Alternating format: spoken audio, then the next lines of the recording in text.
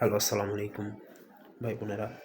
আপনারা জানেন কিছু কালকে মনে হয় কালকে ঘটনাটা ঘটছিল যে ইন্ডিয়ার এক চিফ মিনিস্টার আমার এক মুসলিম বোনের হিজাব টান দিয়ে খুলে ফেলছে। মুসলিম বোনটি গেছিল তার পুরস্কারটা নিতে, এবং আহ, তাকে এইভাবে অপমান করা হয়, ঠিক আছে।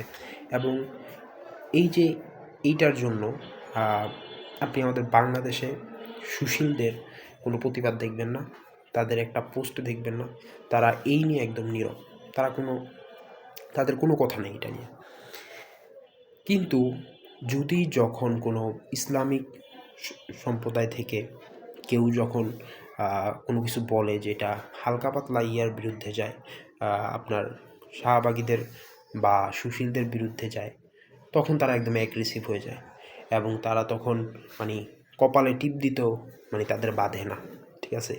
এখন বলি ইন্ডিয়ার ওই আমার বোনটির কথা, যিনি তারপরে আর কি চাকরিটা ছেড়ে দিছেন, ঠিক আছে।